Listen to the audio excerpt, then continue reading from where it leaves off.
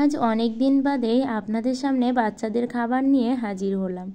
আর video করতে এখন তত একটা ভালোও লাগে না, কারণ অনেক দিনই হয়ে গেল সত্যি আমার ভিডিও তেমন কেউ দেখেও না। আর এর জন্য ওয়াচ টাইমও হচ্ছে না, যার কারণে না মাঝে মাঝে মনে হয় ভিডিও আর করব না। তবুও মনে আশা রেখে ভগবানের উপর ভরসা রেখে ভিডিওগুলো করতে আসি। আর এটা আপনারা দেখে চিনতে পারছেন, এটা হচ্ছে কুমড়োর বুকের অংশ। যেহেতু কুমড়োটা কাঁচা ছিল তাই কিন্তু বুকের অংশগুলো এভাবে উঠেছে, আর পাকা কুমড়োর বুকের অংশ একদম পুরো নুডলসের মতো ওঠে। ওটা খেতে আরও বেশি মজার হয়। আর এখানে আমি শুরুতে কুমড়োর বুকের অংশগুলো চামচের সাহায্যে উঠিয়ে নিয়ে আমি বটির সাহায্যে কুচি কুচি করে নিলাম। তার ভিতরে পেঁয়াজ কুচি, রসুন কুচি, কাঁচা লঙ্কা কুচি, পরিমাণ মতো লবণ, পরিমাণ মতো হলুদ দিলাম।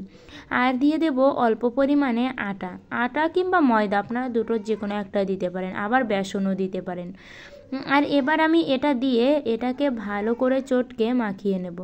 আর শুরুতে মাখানোর পর আমার পরে এসে মনে হলো যে এটাতে আরেকটু ময়দা দিলে বুঝি ভালো হতো, তাই কিন্তু আমি একটু মাখিয়েই পরে আবার একটু আমি আটা দিয়েছিলাম। আর আটার পরিমাণটা এমনভাবে দিবেন যাতে এটা ভাজলে যাতে একসাথে লেগে থাকে, যাতে ছেড়ে না দেয়। এত পরিমাণে দিলেই মজা লাগবে, খুব বেশি আটা দিলে কিন্তু এগুলো মজা লাগে না। এবার চুলাতে কড়াই বসিয়ে আমি তেলটা দিয়ে দিলাম। তেলটা গরম হতেই আমি এর ভিতরে পকোড়ার মতো শেপ দিয়ে অল্প অল্প করে দিয়ে দেব। আর এখানে আমার প্রিয় বন্ধুদের বলতে চাই, আমার ভিডিওগুলো ভালো লাগলে অবশ্যই লাইক করবেন, কমেন্ট আপনাদের ব্যক্তিগত মতামত জানাবেন, আর আমার চ্যানেলটি সাবস্ক্রাইব করে পাশের ঘন্টাটি বাজিয়ে অল অপশানে সেট দিয়ে রাখবেন। তাহলে আমি যখনই এরকম বাচ্চাদের জন্য মজার মজার টিফিন এবং পুষ্টিকর খাবার শেয়ার করব, আপনাদের কাছে আগেই নোটিফিকেশন চলে যাবে। আর এভাবে কিন্তু সবগুলোকে লাল লাল করে ভেজে নিতে হবে।